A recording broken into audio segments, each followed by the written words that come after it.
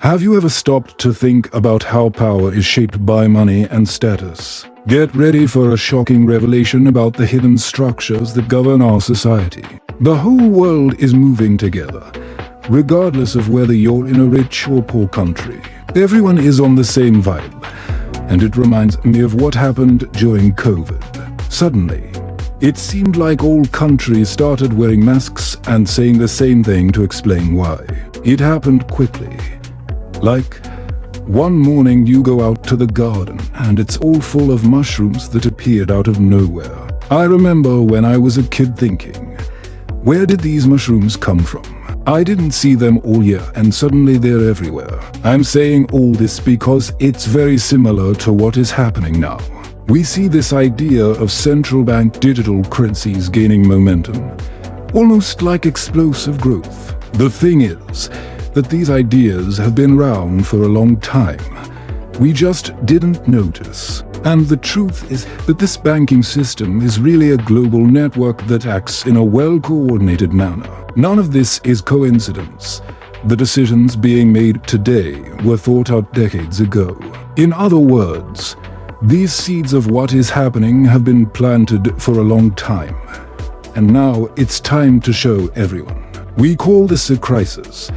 But in reality, this crisis started a long time ago, almost since central banks were created.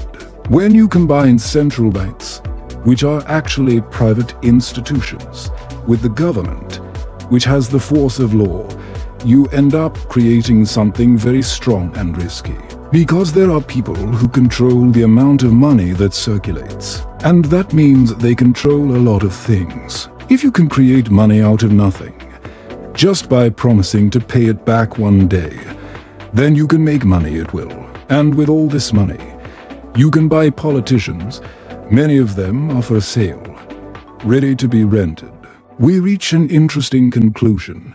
For quite some time, we have lived in a system where, even if the mushrooms weren't appearing, they were already there, close to the surface. The current scenario is that banking institutions are dominating everything. Instead of governments controlling banks, banks are controlling governments. It's a very impactful perception, but in my opinion, this has been happening for a long time. When I talk about the so-called banking crisis that everyone is commenting on, I see it as a real crisis, but one that has been in our lives for a long time. Now, we are starting to notice these mushrooms appearing and the impact this can have on our lives in the near future. This means that choice in the market will disappear. We won't be able to buy and sell without the permission of this group that controls everything. So, I see it this way. It's not about the details of what everyone is doing now, because fundamentally it's always the same story, slowly advancing towards a goal that they've been discussing for an eternity. The idea of cashless society. Before, we thought money was ours. We could keep it anywhere, even under the mattress. Today, in a cashless society, we won't have anything to put in our pockets. Everything will be digital. We already have part of that. But we still have physical money that we consider ours. But where we are going, something they have always wanted and discussed, is very clear. Cash will disappear. It will no longer exist. And that means it won't be ours. We won't own that money. We will be allowed to use some numbers they will label. We might call it dollars or whatever, but it won't be the same thing. And what we will have will be decided based on our social history and our political opinions. Thus, those who collaborate with this group will do well, and those who don't, like me, probably won't have such a good life, and you might not fare well either. In summary, the crisis has been with us for quite some time, and now we are starting to realize what seems to be the beginning of the final phase of this crisis. Yes, they can track us, and with the Internet of Things and 5G technology, this tracking capability will increase drastically. I picked a random number, but it could be a factor of 100, which is very significant. They will know even our heartbeat, tracking through cell phones and devices that monitor electric or electromagnetic fields in our bodies. They will track even subtle details. Like when we blink our eyes, they will know everything about us, including our moods. They will know if we are thinking about protesting, even if we say nothing. It's total control. The thing is that as long as you stay within the norm and don't cause problems for the elite system, you will be fine because they need you working and producing. But if artificial intelligence detects something out of the ordinary or a pattern that stands out, they will start to watch you closely and decide whether you should continue to exist. If they decide you are a potential problem, they may find ways, or their AI systems will find, to remove you from the game, as if it were a video game. They might want you to take another vaccine or something like that. I'm just giving an example. If we look to the past, we can see that they have always operated this way. They gain control of the smaller parts and, step by step, synchronize actions, rules, and regulations among them so that everything stays in harmony. Did you hear the word harmony? An example is harmonizing the laws of one country with those of another. They will take all these different units and gradually change the laws, culture, and how people think. The idea is that eventually everything will be so aligned that they can say, now we have a universal code, a universal law, a universal currency. And so, they will build this from the bottom up. It seems that this is what they are planning with the monetary system. They keep talking more about countries adopting their own digital currencies, and the trend is that this will lead to a universal international currency. The idea will be to exchange national currencies for the universal monetary unit, with an exchange system that will gradually render local currencies obsolete, until we reach a point where everything will be controlled by one type of currency. If I were in their plans, that would be the goal because it's an important issue. Are they after more money, or are they really seeking control over humans? And I would bet on the second option. Money is just a means to achieve that. It's a difficult concept to swallow, as money is currently a symbol of power. If you have money, you have power over others. You can pay for services, offer them, or restrict them. But when money is removed, what will replace it becomes the new focus of power. This international currency, for example, if all nations have to obey the system, decisions made by a tyrannical regime in one nation could impact the whole world. People wouldn't have anywhere to run. There would no longer be the option to transfer their savings to a different currency in another country.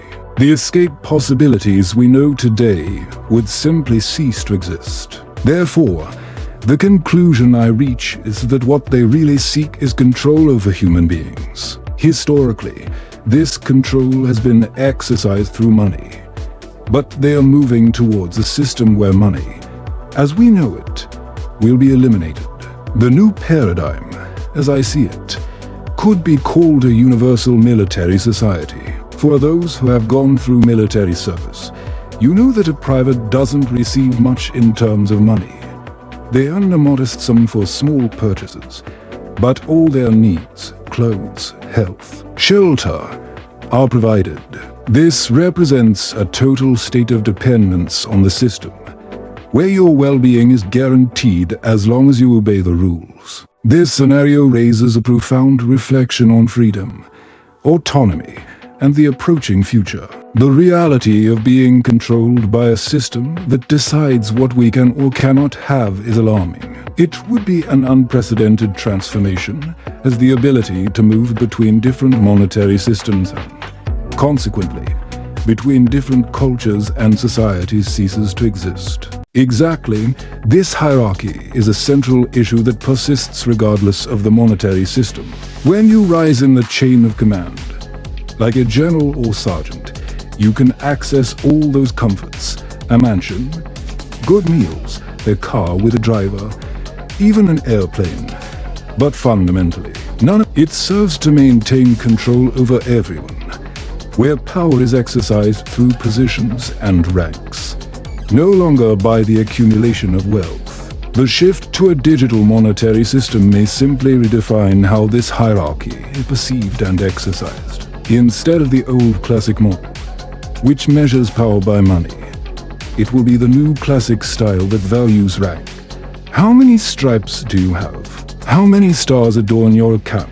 This new structure may not be as visible as in the past, but the essence of control will still be present. I remember that, in the past, social status was visible based on things like silk hats. The taller the hat, the higher your status. Only the very rich could flaunt these ornaments, while workers wore simple hats. If someone from a lower class tried to appropriate a symbol of status, like a silk hat, they would probably face severe consequences. This clearly showed who belonged to which social class. Similarly, in a future where digital currencies represent new control, the power structure will be maintained, but will shift in focus. What matters will not be what you possess, but rather your place in the hierarchy and your adherence to the norms of this new system.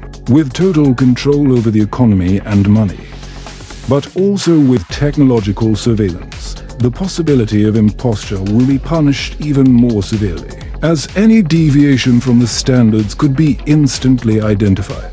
Thus, society may adopt a new form of stratification, where status symbols will not come from money, but from designations and compliance with a system that decides who can or cannot enjoy certain privileges. It's a reconfiguration of power relations that simply disguises itself under new rules, but essentially maintains the same oppressive structures. You have brought up a critical issue about how power and status are maintained and displayed in our society. Indeed, social norms play an important role in how we are identified and perceived. In the future, it might be that instead of clear symbols such as ranks or clothing, we will be recognized through technology like barcodes or social scores, a concept that is already being discussed in various contexts. It is a way to further consolidate control, measuring an individual's value in terms of compliance and status in the system.